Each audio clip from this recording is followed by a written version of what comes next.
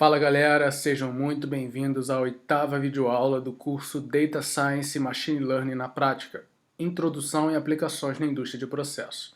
Na aula passada, a gente começou a estudar os modelos de redes neurais e o aplicamos ao problema de classificação relativo ao conjunto de dados MNIST, composto de 70 mil imagens de dígitos escritos à mão.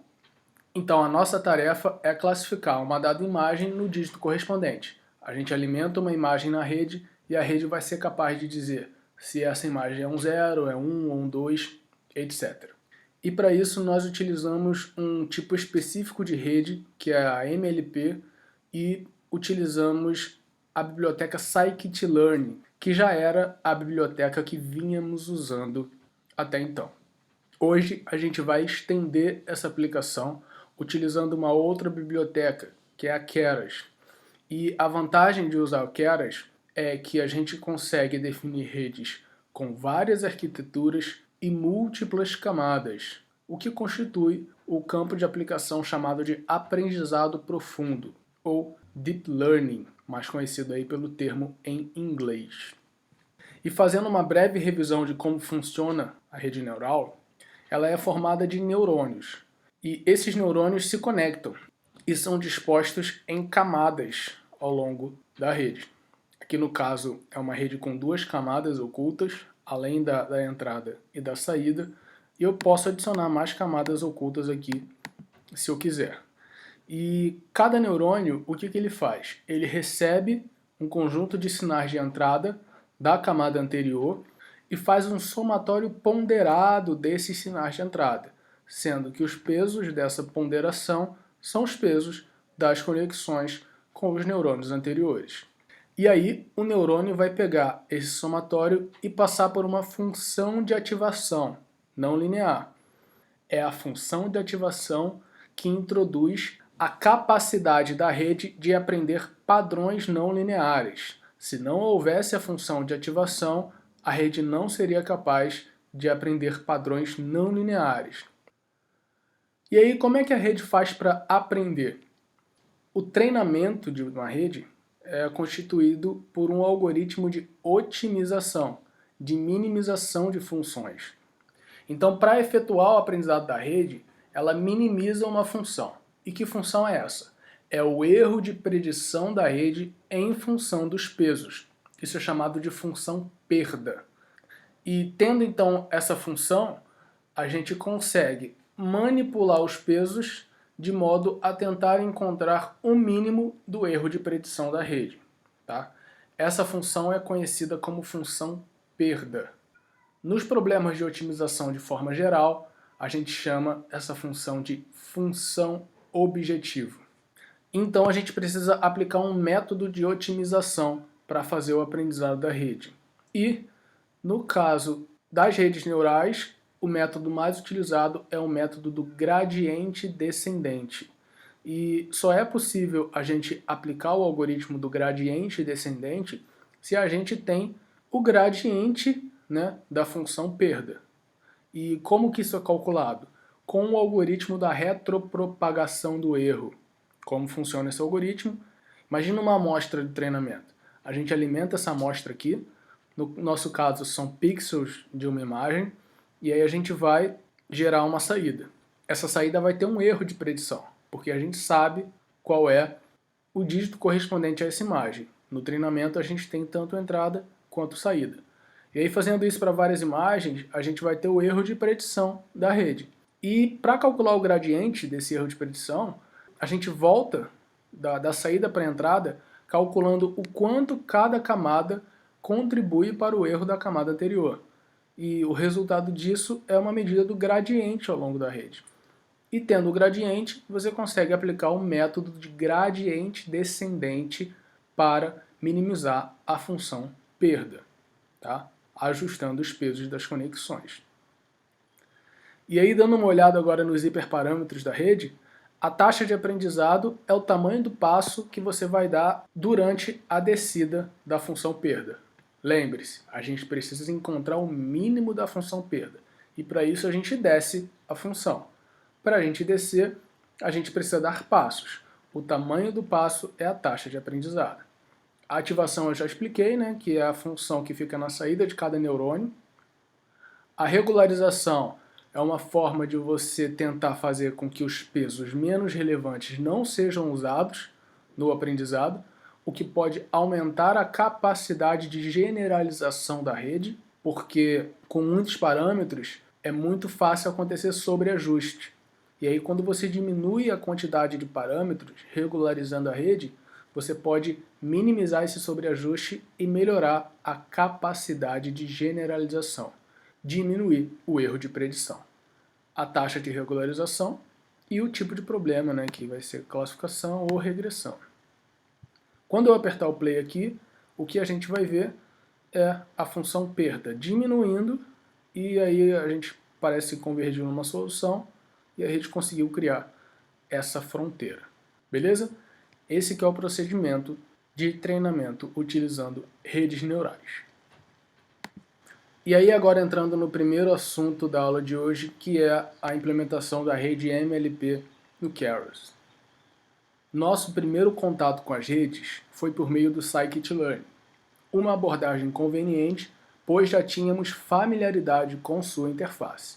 Mas, na verdade, existem bibliotecas muito mais poderosas para a utilização de redes neurais, que possibilitam a criação de modelos com diferentes arquiteturas e múltiplas camadas, que são as chamadas bibliotecas de aprendizado profundo, ou Deep Learning. E aí aqui a gente vai usar a biblioteca Keras. Só que antes de entrarmos nos detalhes do aprendizado, a gente vai implementar uma rede similar à que a gente usou no Scikit-learn. E para criar uma rede neural no Keras, podemos inicializar o modelo utilizando a classe Sequential, que está presente no módulo keras.models, e ir adicionando camadas sequencialmente com o método add. É assim que funciona a classe Sequential. Você define o modelo de forma parecida com o que a gente costuma fazer no Scikit-learn, instanciando a partir de uma classe, no caso a classe aqui é Sequential, e aí você pode adicionar camadas de neurônios a esse modelo, utilizando a função add. No caso aqui o que a gente faz, a gente adiciona duas camadas. Adicionamos na rede acima duas camadas, além da camada de entrada, que não precisa ser explicitamente adicionada, ambas definidas com a classe keras.layers.dense. E o que é uma camada densa, né?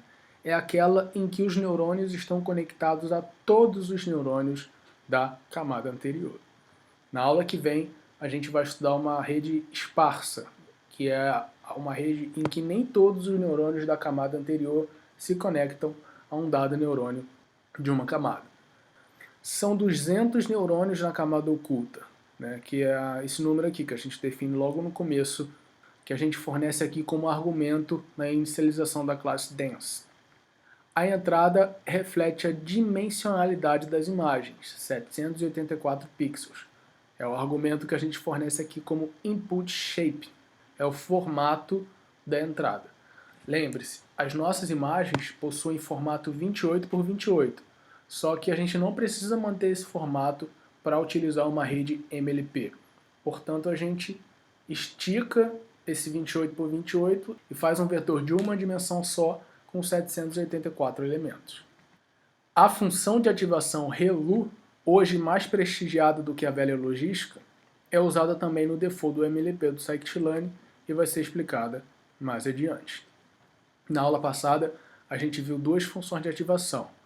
A TheGroundHaveSide, que é 0 ou 1, e a função logística, que também vai do 0 ao 1, tem esse formato de degrau, só que ela é suave, o que possibilita a aplicação do algoritmo de gradiente descendente.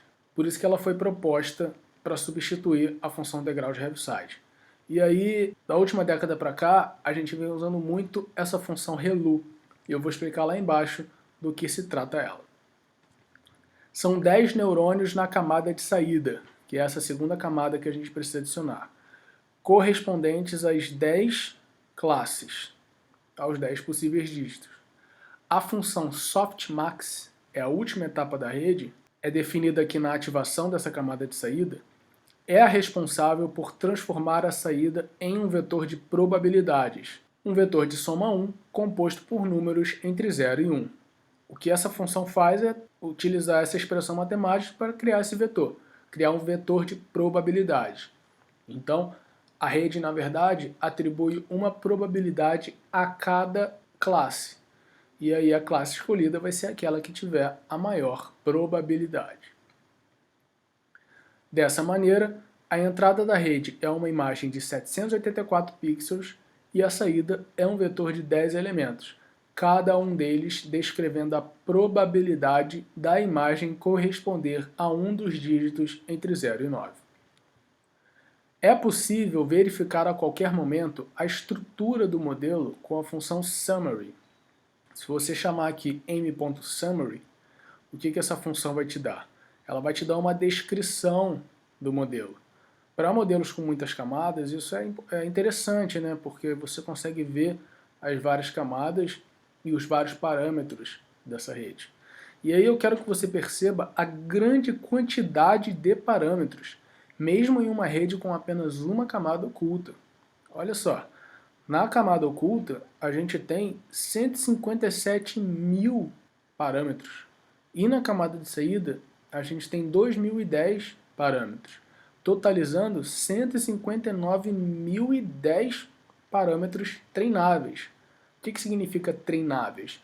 São ajustáveis por meio da otimização, são graus de liberdade na otimização. Então, o que a rede vai fazer é tentar ajustar todos esses 159.010 parâmetros para fazer com que as entradas fornecidas no treinamento correspondam às saídas desejadas, ou seja, às classes de cada imagem. Antes de treinar o modelo, é preciso compilá-lo, definindo a função perda, o otimizador e as métricas de avaliação. Perceba que esse é um passo que a gente não fez no scikit-learn. No scikit-learn já tinha um default muito confortável para a gente usar, onde tudo isso já era definido. A gente só precisou instanciar o modelo e usar a função fit para treinar. Aqui a gente precisa fazer tudo. Definir as camadas, definir os tamanhos das camadas, definir o tipo de camada, que no caso foram camadas densas, e aqui a gente tem que fornecer a perda, que é essa função chamada entropia cruzada, o otimizador, que no caso aqui é o Adam, do qual eu já falei na aula passada, e a métrica de avaliação, que no caso aqui é a acurácia. A gente vai usar a acurácia para expressar o resultado da nossa rede. Observe o seguinte, perda e métrica estão expressando a mesma coisa, que é o quê? O erro de predição da rede. Só que essas duas grandezas expressam esse erro de predição de forma diferente. A perda ela é conveniente do ponto de vista numérico, porque ela é constituída por uma função que é boa de otimizar. Esse é o objetivo da função perda, ter boas características numéricas. Já a métrica, o objetivo principal dela é que você entenda, que você interprete. Aqui não tem compromisso nenhum com o computador. O que essa grandeza precisa ser é interpretável. E no caso a acurácia ela é bem interpretável. É a fração de imagens classificadas de forma correta. Enquanto essa entropia cruzada aqui, ela não é facilmente interpretável, mas ela é conveniente do ponto de vista numérico. E do que constitui essa função entropia cruzada, né? Ela vem da teoria da informação e mede a distância entre duas distribuições de probabilidade. Para duas distribuições y e p, a entropia cruzada é escrita como, então esse somatório aqui de yj vezes log de pj. Nas aplicações de redes neurais para classificação, as distribuições y e p são substituídas pelos vetores y, o vetor verdadeiro de probabilidades de cada classe, e p, o vetor de probabilidades de cada classe predito pela rede. Então são esses dois vetores que vão entrar no somatório. Como temos certeza sobre a classe verdadeira nas amostras de treinamento, na verdade, os vetores verdadeiros de probabilidades y têm a forma, então é 0, 0, 0, e na classe em questão você coloca 1.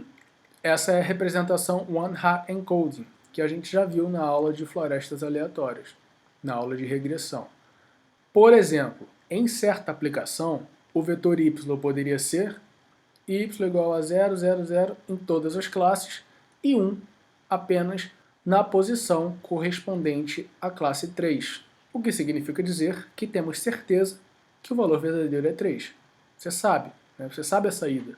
No treinamento, lembre-se, a saída é fornecida à rede. Por isso a rede é classificada como um algoritmo supervisionado. O vetor P poderia ser, olha, essa é uma estrutura para o vetor P. A rede está dizendo o seguinte, a probabilidade disso ser um 3 é 98%, mas também tem uma probabilidade de 2% disso ser um 5. Tá? O que a rede te fornece como saída são as probabilidades de cada classe. Daí, a entropia cruzada entre y e p seria, então a gente tem aqui aquele somatório, né, que foi definido no começo dessa explicação, e como todos esses termos são zero, a gente tem apenas um termo no somatório. E a função perda é definida como a média das várias entropias cruzadas das m classes para todas as amostras n do conjunto, ou do mini-lote. Lembre-se de que no algoritmo do gradiente descendente estocástico, cada passo da minimização é feito com uma porção aleatória dos dados chamada de mini-lote. E é essa função que a rede tenta minimizar durante o treinamento, manipulando os pesos das conexões. Pronto, já implementamos o modelo e entendemos os detalhes matemáticos. De novo, eu ressalto a diferença, você precisou definir tudo. É um processo bem mais envolvente do que o que a gente fez com o scikit-learn, mas agora a gente já pode treinar. E para fazer o treinamento, a gente chama a função fit. A nomenclatura é a mesma do scikit-learn. E para isso a gente fornece os dados de treino, o tamanho do lote, que eu vou especificar aqui como 200, ou seja, a cada passo do algoritmo de minimização serão usados 200 amostras, serão 10 épocas, ou seja, cada dado, cada amostra vai ser processada 10 vezes, e eu vou fornecer também os dados de validação. Para cada época, a gente poder calcular as métricas não apenas com os dados de treinamento, mas também com os dados de validação. E aí aqui a gente tem o detalhamento do processo, de todas as 10 épocas que a gente pediu. A cada passo ele te mostra a perda e a acurácia, tanto com os dados de treino, quanto com os dados de validação. E o que a gente percebe aqui é que a acurácia está aumentando e a perda está caindo. E é exatamente isso que a gente espera no treinamento de uma rede. Então, deu bem mais trabalho do que o modelo do scikit-learn, pois foi preciso definir muito mais detalhes. Em compensação, o desempenho computacional foi bem melhor. Se você perceber aqui, foram 7 segundos, enquanto o modelo do scikit-learn resolveu o problema em um tempo mais ou menos ali entre 40 segundos e 1 minuto. E um detalhe importante é que lá no scikit-learn, como é que ele fazia para parar o treinamento? Ele tinha um critério de convergência da minimização. Quando o algoritmo entendia que já tinha chegado no mínimo, né, que não estava evoluindo muito além dali, que não tinha mais o que fazer, ele parava. Aqui a gente não fez isso. A gente definiu que seriam 10 épocas e foram 10 épocas. Para definir um critério de convergência aqui no Keras, é um pouquinho mais complicado, não é uma coisa tão simples quanto no scikit-learn, em que a gente, usando o default, isso já acontece. O atributo history do objeto H possibilita que analisemos a evolução das métricas e valores da função perda para os dados de treino e validação. Então, essa evolução que a gente está vendo aqui do ponto de vista numérico, a gente consegue ver de forma gráfica. Se a gente acessa esse atributo aqui chamado history, basta transformá-lo em um data frame e chamar o método plot desse data frame, que a gente vai ter aqui a evolução do treinamento. Essas curvas são chamadas de curvas de aprendizado da rede. E o que acontece aqui é que a cada época as perdas estão caindo, que é o que a gente quer, e as acurácias estão subindo.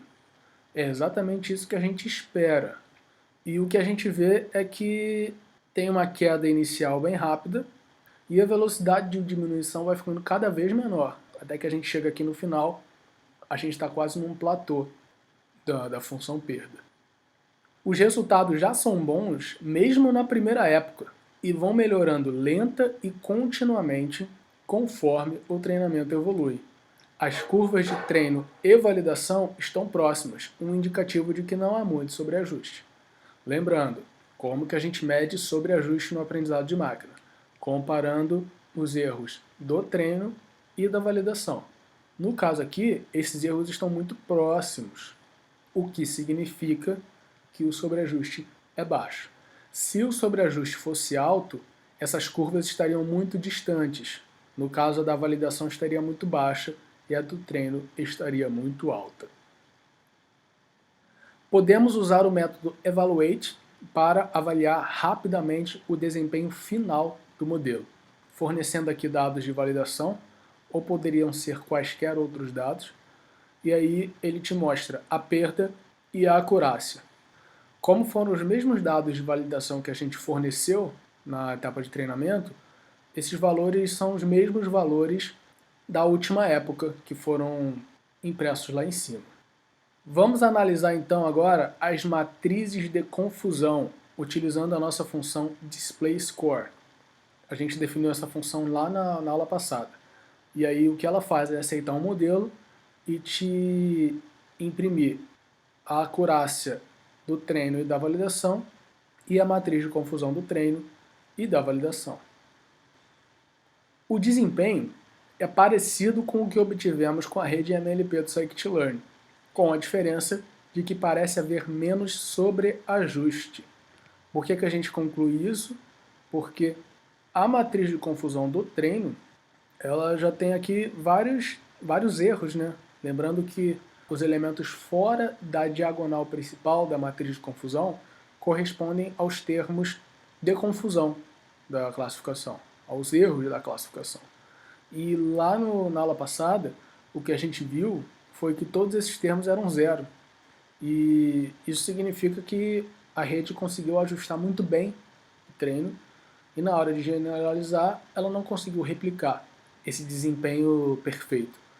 E o que a gente vê aqui é que o desempenho não é perfeito no treino, o que é um grau um pouquinho menor de sobreajuste em relação ao problema anterior. Para melhorar o resultado, utilizaremos redes com múltiplas camadas, que constituem o principal objeto de estudo do aprendizado profundo, Deep Learning. Em particular, utilizaremos uma arquitetura especialmente apropriada para aplicações de visão computacional, as chamadas redes convolucionais. Daí, galera, o nosso roteiro a partir de agora vai ser o seguinte. Daqui até o final dessa videoaula, eu vou explicar os fundamentos do aprendizado profundo.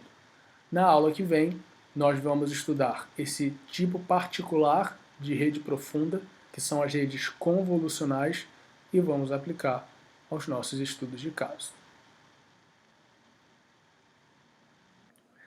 Então agora vamos começar a estudar, de fato, o aprendizado profundo. E eu vou começar com essa definição proposta por Goodfellow e colaboradores no livro deles chamado Deep Learning. Esse livro vocês podem acessar aqui de graça na internet, ele está totalmente disponível, tá? E o que eles dizem é o seguinte: o aprendizado profundo é um tipo específico de aprendizado de máquina que alcança grande poder e flexibilidade ao representar o mundo como uma hierarquia aninhada de conceitos, sendo 1. Cada conceito definido por meio de sua relação com conceitos mais simples e 2. Representações mais abstratas calculadas em termos de outras menos abstratas. Ou seja, em um modelo de aprendizado profundo, os padrões reconhecidos a partir dos dados são organizados em múltiplas camadas. Quanto mais fundo se avança nas camadas do modelo, mais os padrões vão se tornando complexos e abstratos. As redes neurais, justamente por conta de sua organização natural em camadas, são o tipo de modelo de escolha para tais aplicações. Então, gente, como é que funciona o aprendizado profundo? Você tem uma rede neural com muitas camadas, e aí cada camada dessas vai representar os padrões do conjunto de dados de uma certa forma. As primeiras camadas, que estão mais próximas da entrada, elas vão representar os padrões mais simples e mais fáceis de serem aprendidos a partir dos dados. Quanto mais fundo a gente avança nas camadas da rede, mais complexos vão se tornando os padrões, mais abstratos vão se tornando os padrões. E esses padrões vão sendo construídos com base nos padrões mais simples que as primeiras camadas identificaram. Porque esses sinais, né, das primeiras camadas vão sendo propagados para as camadas mais fundas da rede. É assim que uma rede profunda funciona, aprendendo vários padrões a cada camada, sendo que os padrões vão ficando mais complexos quanto mais funda for a camada. Até que na camada de saída a gente tem o padrão último que a gente deseja aprender. E apesar dessa ideia ser antiga, o treinamento de redes com muitas camadas sempre se mostrou bem difícil, mesmo com o advento do algoritmo da retropropagação do erro em 1986. Historicamente, os grandes problemas foram 1. Treinamentos excessivamente lentos. 2. Gradientes que desaparecem ou explodem ao serem retropropagados pela rede. 3. Escassez de dados para treinamento. E 4. Risco de sobreajuste por conta do excesso de parâmetros. Esses são os 4 problemas que impossibilitavam a aplicação de redes com muitas camadas. Além de uma ou duas, você não conseguia efetuar o treinamento das redes por causa de tudo isso. E em 2006, Hinton e colaboradores foram os primeiros a demonstrar a possibilidade de atenuação dos problemas 1 e 3 para treinamento de redes profundas, utilizando uma metodologia de pré-treinamento não supervisionado. Este trabalho reviveu o interesse da comunidade científica e tecnológica nas redes neurais. A estratégia proposta foi muito popular, mas caiu em desuso na década de 2010, quando novas soluções para os problemas foram surgindo. Então, gente, o que aconteceu foi o seguinte: em 2006, esses caras propuseram uma metodologia de pré-treinamento não supervisionado e conseguiram treinar as redes profundas. E esse foi o grande renascimento das redes neurais. Na verdade, o segundo grande renascimento das redes. O primeiro foi em 1986, com o algoritmo da retropropagação do erro. Aí deu aquele boom, né? O pessoal reviveu o interesse nas redes neurais. Só que esse interesse foi minguando quando se percebeu que não se conseguia treinar redes com múltiplas camadas, que eram necessárias para aprender padrões mais complexos. Em 2006, foi o segundo renascimento, quando foi proposta essa metodologia. Essa metodologia, apesar de ter feito esse renascimento, ela não é mais usada com muita frequência hoje em dia, porque a partir de 2010 houve a introdução de novas propostas para tentar resolver todos esses 4 problemas. E a gente vai dar uma olhada em todas elas, vamos estudar cada um desses 4 problemas. O primeiro problema é a lentidão do treinamento, porque redes com muitas camadas são redes com muitos parâmetros. E para você fazer a otimização nesse espaço de parâmetros, isso pode ser problemático do ponto de vista do custo computacional. Só que Heine e colaboradores, em 2009, propuseram o uso de GPUs, que são unidades gráficas de processamento, para efetuar o treinamento das redes profundas de forma massivamente paralela. o que se mostrou essencial para aplicações em larga escala. Um dos motivos para tal aplicação ter sido tão bem sucedida é que já havia pressão econômica para desenvolvimento de GPUs antes do uso pela comunidade científica, vinda principalmente da indústria de videogames. Isso foi interessante, porque as GPUs elas são chamadas de unidades gráficas de processamento, porque elas surgiram para processar gráficos.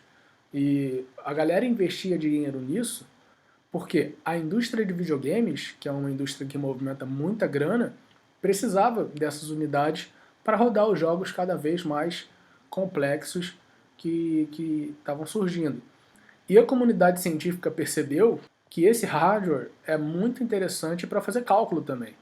Isso meio que revolucionou a área da computação científica, porque muitos cálculos agora podem ser feitos de forma bem mais rápida com o uso de GPUs. E você pode verificar a relevância dessa metodologia rodando os próximos códigos deste notebook com GPUs ativadas e depois somente com CPUs e comparando os desempenhos. Lembrando que para você ativar as GPUs, você tem que vir aqui nesses 3 pontinhos, clicar em acelerador e escolher aqui a GPU. Cuidado que você tem 41 horas semanais de GPU no Kaggle. Então, se você ligar uma GPU aqui, você começa a correr esse tempo. E você também pode usar TPU, que é um tipo de processador que foi desenvolvido pelo Google especificamente para rodar os modelos de Deep Learning do Google, desenvolvidos pelo Google. E aí o aprendizado também vai ser bem acelerado. Você pode fazer esses testes aqui. Outro fator que vem contribuindo para a melhoria de desempenho dos treinamentos é o surgimento de novas metodologias de minimização por gradiente descendente, como a Adam, que a gente já citou, que surgiu aí em 2015. É uma inovação recente nos algoritmos de minimização. O problema 2 é o desaparecimento ou explosão de gradientes. Mesmo com um grande ganho de eficiência introduzido pelas GPUs, sérias dificuldades numéricas relativas ao treinamento de redes profundas persistiram. Em particular, durante a etapa de retropropagação do erro, era inevitável que os gradientes zerassem, impedindo a convergência do treinamento. Em redes recorrentes, é comum um problema inverso, a explosão dos gradientes. Lembrando que a rede recorrente é aquela rede em que o sinal pode voltar para uma camada anterior. E a gente pode ver isso acontecer aqui no TensorFlow Playground. Se a gente faz o treinamento com a configuração default dele, rapidamente acontece a convergência, né, do treinamento com a criação dessa região aqui que separa as duas classes. Se a gente introduzir aqui mais camadas, vamos colocar aqui o máximo que ele consegue, que são 6 camadas, e apertar o play, o que vai acontecer? Perceba que já é bem mais difícil, né? Com 2 camadas ocultas, essa convergência já teria acontecido. E aqui a gente já está quase com 200 épocas e nada aconteceu. O que o algoritmo está tentando fazer é ajustar esses pesos. E agora teve uma instabilidade, parece que ele está encontrando uma solução. E muito dificilmente ele está tentando convergir. Opa, agora conseguiu. Perceba como foi bem mais difícil. Com 566 épocas, mais ou menos, a gente chegou na solução. E esse é um padrão simples de aprender. Se esse padrão fosse mais complexo, isso seria praticamente impossível, porque a gente tem esse problema. O que acontece? Quando você tem muitas camadas ocultas, o sinal ele tem que se propagar pela rede, beleza? E ele tem que voltar na forma dos gradientes. E ele vai indo e voltando a cada etapa do treinamento. E o que se verifica é que quando você tem muitas camadas, esse sinal meio que morre. Ele satura quando você vai indo e na hora de você voltar, para você calcular a derivada, como não tem variação do sinal, você não consegue calcular e aí o algoritmo de retropropagação do erro não funciona. É isso que acontece com uma rede profunda. E Glorok e Benju, em 2010, em um trabalho muito influente, identificaram os principais culpados para o fenômeno do desaparecimento dos gradientes. A até então popular função de ativação logística e a até então popular estratégia de inicialização dos pesos com uma distribuição gaussiana de média zero e desvio padrão 1, que é a distribuição estatística que a gente usa quando a gente não quer pensar muito, né? Pega uma gaussiana aí com média zero e desvio padrão 1. Com essa combinação, a cada camada, a variação da saída resulta maior que da entrada, fazendo os sinais crescerem, positiva ou negativamente, até saturarem nas extremidades da função de ativação logística. Com a propagação de um sinal praticamente constante ao longo da rede, o gradiente na etapa de retropropagação, o sinal reverso, resulta praticamente nulo. Então, com muitas camadas, como a função logística ela satura tanto para o positivo quanto para o negativo, o que acontece é que os sinais eles ficam constantes, não variam, e aí não tem derivada. Não tendo derivada, não tem algoritmo de retropropagação do erro, não tem gradiente indescendente, não tem minimização da função, não tem aprendizado da rede. Era isso que acontecia com múltiplas camadas e era por conta desses dois fatores principalmente. Desde então, várias boas práticas vêm sendo propostas para garantir que haja uma efetiva propagação dos sinais pela rede, tanto as predições, no sentido direto, quanto os gradientes, no sentido reverso, dentre as quais citamos novas funções de ativação, novas estratégias de inicialização dos pesos e normalização por lote. Vamos dar uma olhada nessas três estratégias para atenuar o problema do desaparecimento dos gradientes em uma rede. Começando pelas novas funções de ativação. As funções de ativação mais usadas atualmente são da classe de retificadores lineares. Abaixo apresentamos alguns exemplos junto à função logística, que vai estar como base de comparação.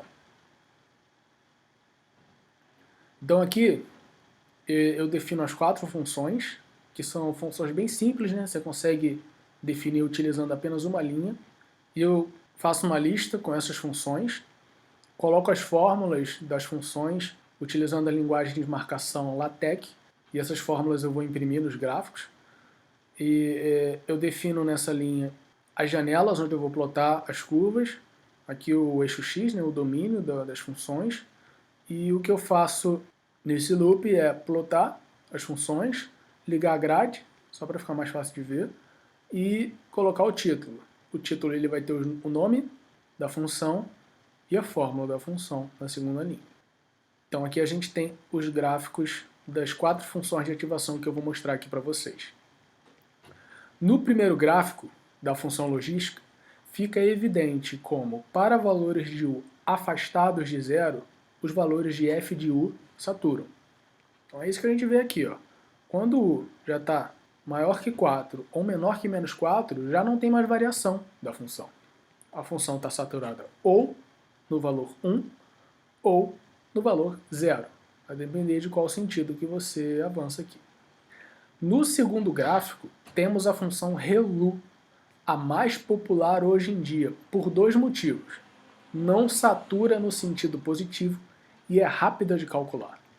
É incrível como essa função, bem mais simples do que a logística, funciona tão melhor nas redes neurais e precisou esperar tantas décadas até ter seu uso disseminado.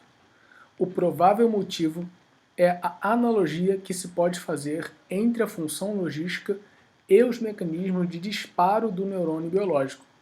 Analogias são legais, mas não ajudam em nada os algoritmos matemáticos. Pessoal, eu queria que vocês percebessem o quanto essa não linearidade ela é simples, chega até a ser boba. Na região positiva, a função é linear. Na região negativa, a função é zero. Então tudo que essa função de ativação faz, com o argumento de entrada, é zerar os valores negativos. os valores positivos se mantêm iguais, a função simplesmente zera os valores negativos. E você pode fazer isso com uma comparação. A função ela vai pegar uma entrada e ela vai escolher o máximo entre 0 e essa entrada. E isso é muito simples de calcular, né? É uma simples comparação entre dois valores. E por isso que essa função é muito rápida e muito usada nas redes profundas. Só que a galera insistiu por muitas décadas com a função logística. O provável motivo é justamente o que eu acabei de falar aqui embaixo. A função logística, por ela saturar no 0 e no 1, ela pode ser encarada como uma análoga dos disparos dos neurônios biológicos. Lembrando, de onde surgiu essa função logística? A função mais usada até 1986 era o degrau de Heaviside, que era parecido com isso aqui, só que era bem mais brusco, né? Era ou 0 na região negativa ou 1 na região positiva. E aí, em 1986, os autores do algoritmo da retropropagação do erro suavizaram a função de Heaviside, o que deu origem a essa aplicação da função logística como função de ativação nas redes. E aí até 2010 a galera insistiu com essa função de ativação. Só que se percebeu que, apesar de ser legal, né, análogo aos neurônios biológicos, do ponto de vista matemático, a função logística introduz sérias dificuldades numéricas. E isso se reflete no problema do desaparecimento dos gradientes. Como a ReLU não satura, no sentido positivo, o que acontece? O problema do desaparecimento dos gradientes é bem atenuado, porque o sinal não morre para valores muito grandes de U. Uma coisa que a gente sempre precisa ter cuidado são essas analogias entre os modelos de aprendizado e, de forma mais geral, a inteligência artificial como um todo com a inteligência biológica, com os mecanismos que a gente usa para aprender. São coisas muito diferentes. Hoje a gente tem quase nenhuma semelhança entre o que acontece no cérebro e o que acontece num processador de computador. Por exemplo, os neurônios biológicos eles disparam de forma muito mais lenta do que os neurônios artificiais. E, apesar disso, o nosso cérebro ele funciona de forma muito mais eficiente do que um processador de computador. Lembre-se lá do exemplo que eu dei na primeira aula de um bebê aprendendo o que é uma maçã. Ele não precisa de mais do que alguns segundos e pouquíssima energia, do ponto de vista do consumo no cérebro, para aprender o que é uma maçã. E enquanto as redes neurais artificiais e os modelos de inteligência artificial precisam de múltiplas etapas de treinamento, gastar muita energia para poder efetuar esse mesmo aprendizado. Outra diferença nas redes neurais biológicas, além dessa grande eficiência e da lentidão maior, a gente tem muito mais neurônios e muito mais conexões. E isso é uma coisa que é difícil de fazer numa rede artificial. A moral da história é que a inteligência artificial é uma coisa diferente da inteligência biológica. E tentar fazer essas analogias é uma coisa perigosa, porque elas muitas vezes podem atrapalhar, né, do ponto de vista metodológico, e elas podem ser simplesmente enganosas. Você está tentando fazer analogias entre coisas que, na verdade, são coisas completamente diferentes.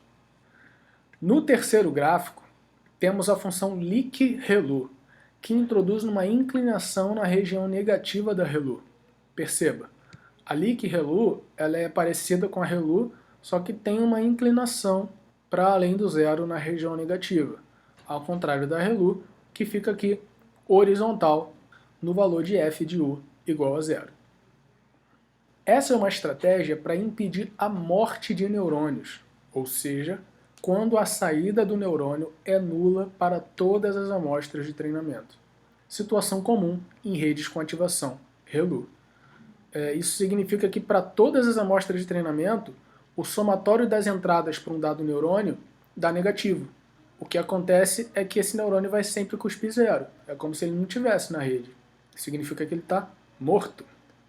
E aí você colocar essa inclinação faz com que haja uma certa variabilidade aqui, e aí a rede utiliza efetivamente esse neurônio.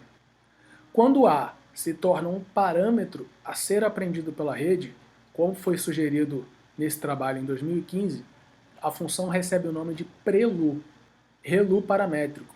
A, ele se torna um parâmetro da rede, é otimizado junto com os pesos, para tentar chegar no mínimo do erro de predição.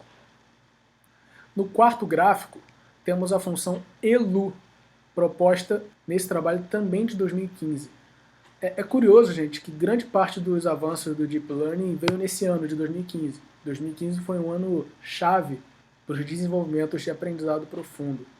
Sua maior vantagem é tornar a média das ativações mais próxima de zero, o que acelera o aprendizado por proporcionar maior flexibilidade à minimização por gradiente descendente. Outra vantagem: quando A igual a 1, a função é suave, uma conveniência numérica também útil na minimização. A desvantagem é que ela é mais lenta para calcular, compensada às vezes pela maior velocidade de convergência do treinamento. É meio difícil explicar isso aqui, porque eu teria que entrar em detalhes muito específicos do algoritmo de minimização, mas você pode acessar essa referência. E essa função é muito utilizada aí nos modelos de aprendizado profundo atualmente. Além dessas, há várias outras funções de ativação, CELU, GELU, etc. Se você quiser uma discussão mais profunda, tem essa leitura aqui que eu recomendo bastante, ela é bem interessante. Novas estratégias de inicialização dos pesos. Lembre-se de que a maior dificuldade para o bom funcionamento de uma rede profunda é garantir a efetiva propagação dos sinais pela rede. Foi o que a gente acabou de discutir. Para esse objetivo, o ideal seria que a variância de um sinal, tanto direto quanto reverso, se mantivesse constante antes e depois de passar por uma camada. Isso não é possível quando a camada apresenta um número diferente de entradas em relação ao de neurônios, mas pode-se chegar próximo o suficiente dessa situação ideal por meio de estratégias inteligentes de inicialização de pesos. É o seguinte, gente, se o que entra numa camada e o que sai de uma camada tem variâncias diferentes, o que vai acontecer é que quando você tiver múltiplas camadas, essa diferença entre as variâncias vai se acumulando, vai ficando muito grande, o que faz com que a propagação dos sinais pela rede seja prejudicada. E Glorot e Benjo, naquele mesmo trabalho em que eles identificaram as causas desse problema do desaparecimento dos gradientes, propuseram uma nova inicialização, conhecida como inicialização de Glorot, ou de Xavier, porque é o primeiro nome do Glorot, usada como default no Keras e ideal para funções sigmoides, como é a logística e como é também a tangente hiperbólica, por exemplo. He e colaboradores, também em 2015, propuseram uma modificação na inicialização de Glorot para que funcionasse melhor com funções de ativação baseadas em retificadores lineares, que é o que a gente acabou de ver, né? ReLU, etc. E essa é a inicialização de He. Ambas as estratégias envolvem amostragens aleatórias a partir de distribuições estatísticas com características específicas. Para detalhes, eu recomendo que vocês consultem esta página, que também é bem interessante. A ideia aqui é a seguinte, gente. Em vez de se inicializar os pesos da maneira mais preguiçosa possível, que é você amostrar de uma distribuição normal com média 0 e desvio padrão 1, a gente pode modificar essas distribuições de modo a inicializar os pesos da maneira mais conveniente possível para que os sinais se propaguem de forma efetiva pela rede. E foi isso que esses caras propuseram. E vem funcionando muito bem. Vocês podem dar uma olhada nos trabalhos e nesta página para ver mais detalhes.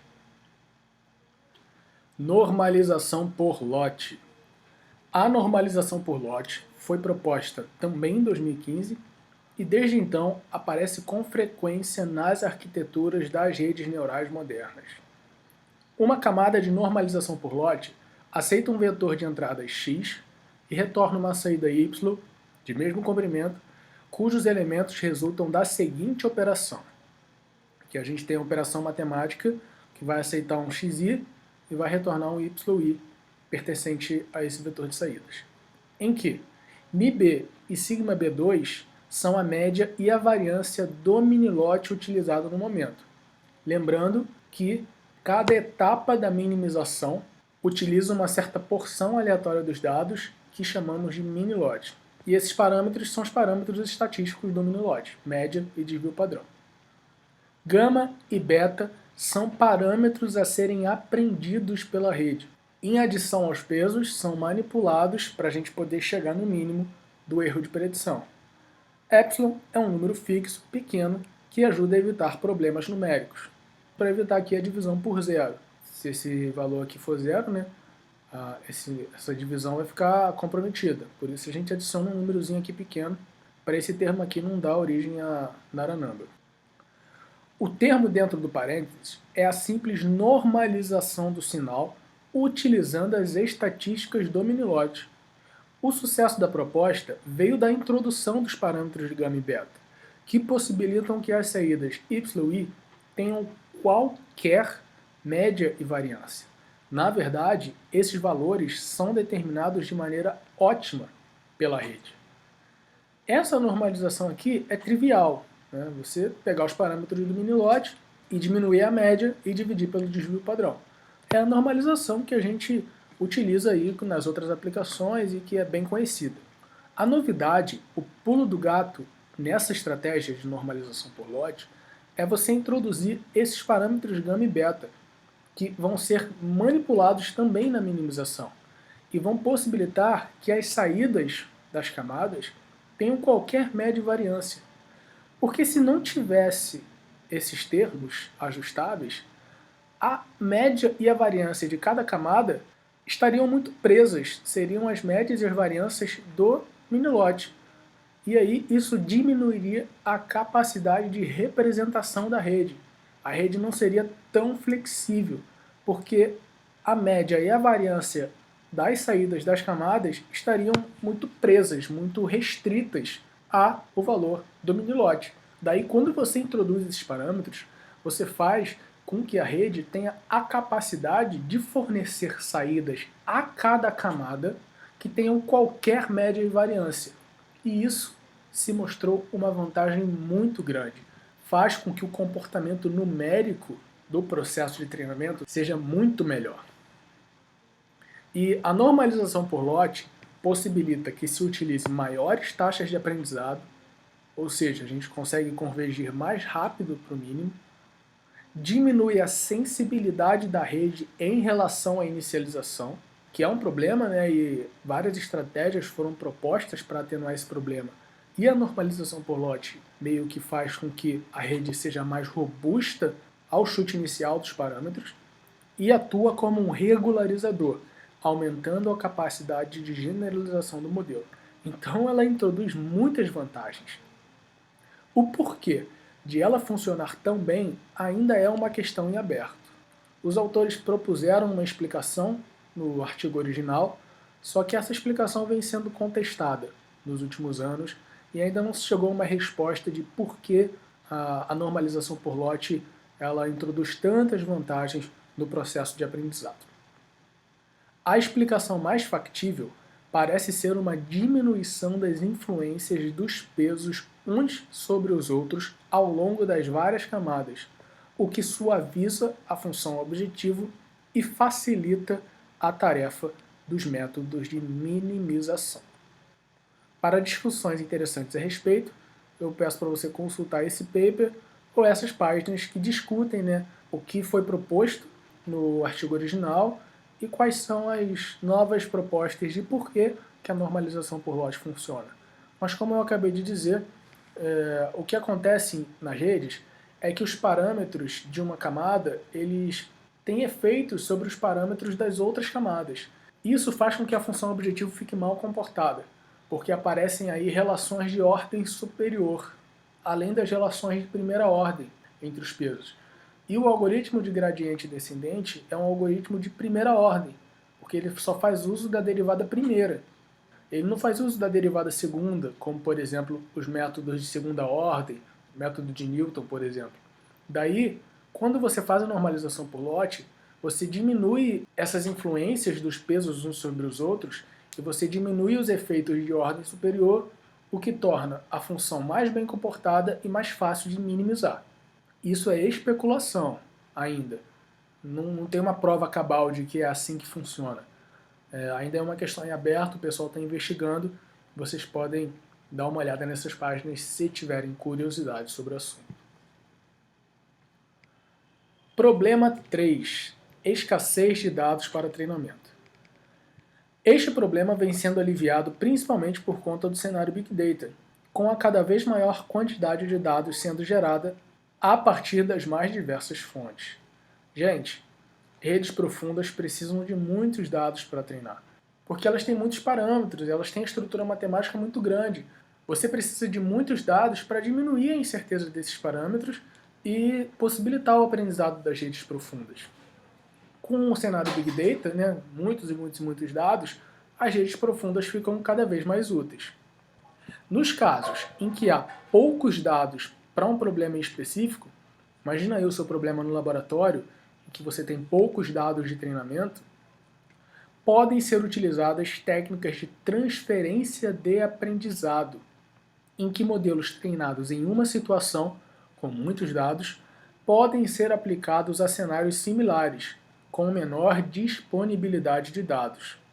No aprendizado profundo, por exemplo, podemos usar camadas genéricas pré-treinadas e treinar apenas as últimas camadas para uma situação específica, usando poucos dados, como demonstrado nessa referência que eu coloco aí para vocês.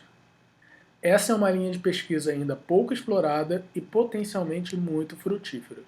Então, gente, num modelo de aprendizado profundo, como ele é feito de muitas camadas e cada camada aprende padrões de determinada complexidade, a gente pode pegar um modelo que já foi treinado, utilizar as primeiras camadas e colocar as últimas camadas desse modelo para serem ajustadas ao seu problema em específico.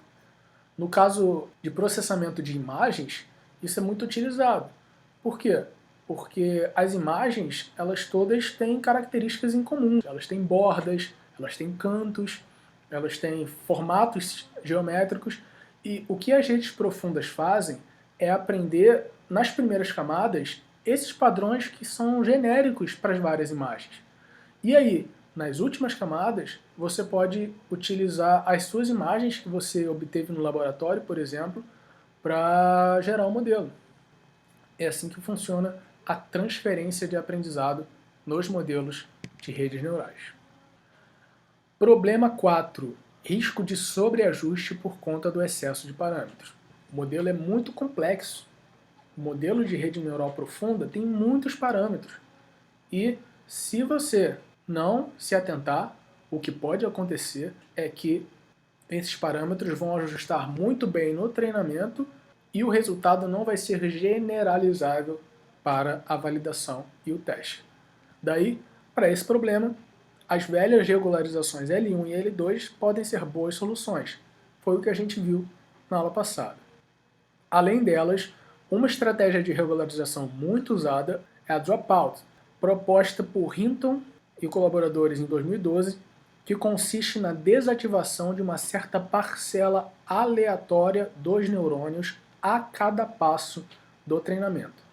É uma ideia simples, mas surpreendentemente efetiva para melhorar a capacidade de generalização das redes. Então é realmente bem simples. É só você, a cada passo do treinamento, desativa alguns neurônios. 50%, 40% dos neurônios. E aí, essa estratégia possibilita com que a complexidade do modelo diminua até o ponto em que ele se adeque à complexidade dos padrões dos seus dados. Essa é uma estratégia bem usada aí, que é o dropout. E a gente chega no nosso mão na massa 3. Eu vou pedir para você explorar a API do Keras e aprender como utilizar os recursos explicados aqui. Funções de ativação, inicialização de pesos, normalização por lote e dropout. Ou seja, você vai procurar aqui, ó, nessa API, onde você pode encontrar cada um desses recursos. Você tem aqui os modelos, as camadas, né, callbacks, pré-processamento, otimizadores, métricas, perdas, alguns conjuntos de dados pequenos aplicações e funções de utilidade. Eu quero que você procure aqui nessa referência como que você faz para utilizar os conceitos que nós aprendemos na aula. E vou pedir também para você aplicar em alguns modelos MLP para os conjuntos MNIST e Fashion MNIST. Não fique preso ao que foi mencionado na aula. Pesquise sobre e utilize outras funções de ativação, inicializações, etc. Você vai ver que tem várias opções lá no Keras, não apenas as que a gente estudou aqui. Aqui foram as principais, lá tem várias. Você pode dar uma olhada, pesquisar como essas várias funcionam, aplicar aos seus modelos. O objetivo é que você ganhe familiaridade com a biblioteca e autonomia para navegar na API e implementar os recursos em seus modelos. Porque quando acabar o curso, você vai montar os seus próprios modelos e você vai aprender os recursos possíveis de serem adicionados ao seu modelo. E isso vai ser feito de forma independente.